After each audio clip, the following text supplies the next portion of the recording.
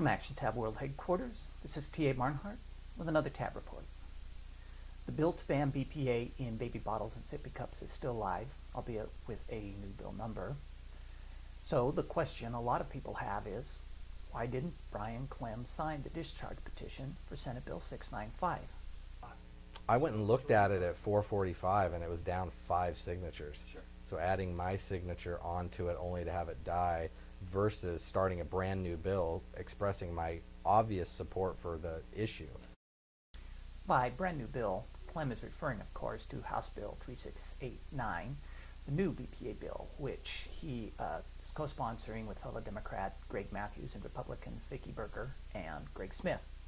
And Berger just happens to sit on the Rules Committee where the bill will be assigned.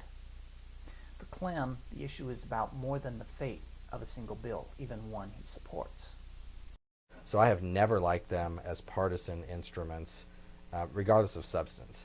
But my own personal belief about them is if they actually are being used to put a bill on the floor to vote on, then that's the appropriate use of one.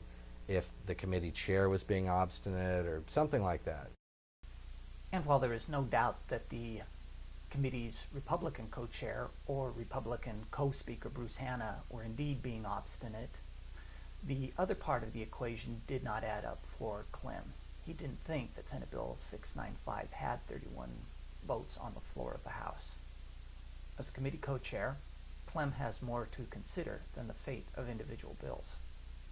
But I'm a committee chair. Yeah. I killed a bunch of really bad environmental bills. Once I start signing a discharge petition, what's to stop all the ones I killed from getting dragged out? And then the environmental groups have to spend all their time in the Senate hoping that those bills don't get out. I would prefer my bills that I killed stayed dead right where they're at. And I think part of doing that is being consistent about discharge petitions. So as supporters of Senate Bill 695 were voicing anger at Clem and the other Democrats who did not sign the discharge petition, he was coming up with a strategy that he felt would be more successful. My principles say sign them under a circumstance where you've exhausted every other option. In the BPA case, I definitely felt like a bill with 31 co-sponsors gives us more leverage than me signing a discharge petition, which in 15 minutes was going to die at 27, and instead it died at 26.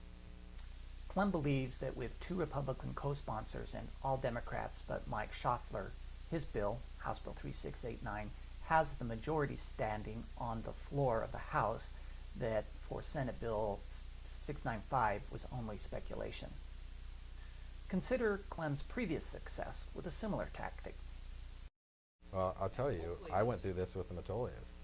I mean, I had the option to make a motion to withdraw and make people vote on it, and I used a tactic more like what I did on BPA to try and still advance it. In that case, we used a gut and stuff on the Senate side, put it back on the floor through a concurrence. So it got its floor vote. He not only got his floor vote, the Metolius bill passed against the wishes of the Speaker. It will take a lot of work to ensure that House Bill 3689 has 31 votes so that this bill moves forward. But if we can do that work and get the 31 votes on the floor, and if it does not move forward, this time it won't be because a few Democrats didn't sign a discharge petition. It'll be because the Republican leadership in the House blocked a bill that the people of Oregon and a majority of the Oregon legislature wanted to see become law.